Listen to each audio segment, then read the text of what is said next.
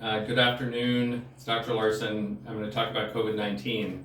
So I'm going to talk about two things. I'm going to talk about why to get tested, and then I'm going to talk about our incident rate. So two short topics today. So why should we get tested? It is not so we could end up in isolation because we're positive. It's because by being tested early, it allows us to stop spread of disease and stop outbreaks from happening. So I'm just going to draw a little something out that happened between two counties, actually three counties, but only two counties with disease. So we had one person, patient X, that was positive. That person had symptoms, but they were mild, and they thought that they had a cold.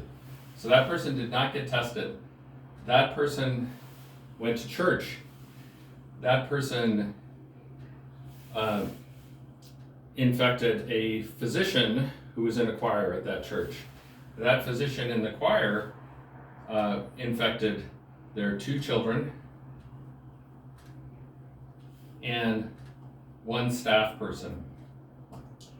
That person also, these people are now all in isolation, and these children cannot go to school currently because this person didn't get tested. This person also went to a different county and went to an event, and we had 8 people positive from that particular event because this person just thought that they had a cold. This person also ended up infecting 3 others that ended up hospitalized, no deaths, but we had 3 people in the hospital because this person did not get tested.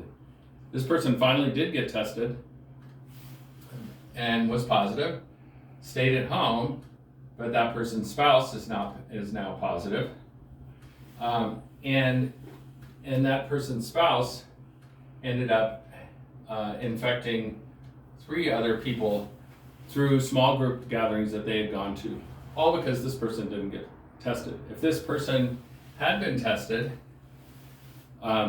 instead of having 40 people positive from one person, we would have only had 1 person.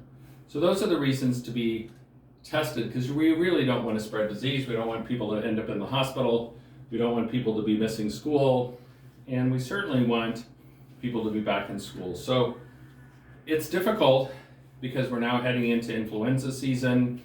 We're heading into cold seasons. We don't really know what we have, but basically, if we have an upper respiratory illness of some kind, if we have a cough, if we have a fever, if we have muscle aches and pains, if we have loss of taste and smell, you should go into the COVID clinic at KDH and be tested. Those testing, that testing is covered by your health insurance without a copay, and it does not apply to your deductible. So if you're wondering whether you have a cold, you should be tested. If you're wondering whether you have strep throat, you should be tested. If those tests are negative, then you should be following up with your primary care provider. So those are the reasons to be tested, because we really don't want 40-some people to be positive from one particular person who was not doing anything wrong. They just didn't get tested. So that's my piece about testing today.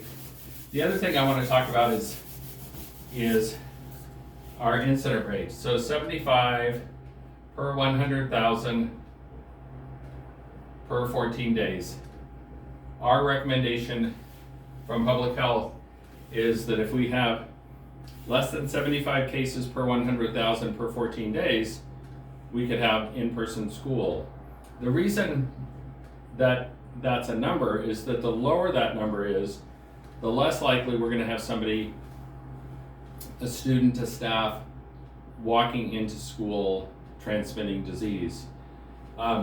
This is a difficult number for us to get to here in Kittitas County because we have a college, and despite the fact that they're working really well, our number now is greater than 300. What does that mean? We have about 50,000 people in Kittitas County.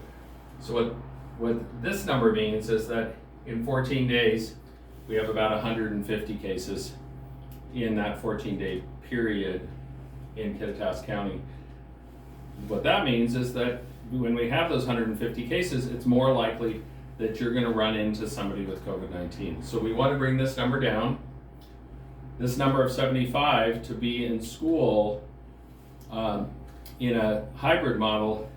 This is not a hard and fast number because we know half of this number is related to Central Washington University, and we are not seeing bleeding of those cases into the community. So those folks at Central are just, those students at Central are infecting their roommates.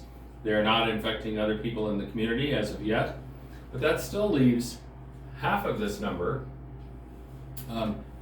is us in the community. So the important things we need to do going forward, we need to be wearing masks. We need to be maintaining social distancing.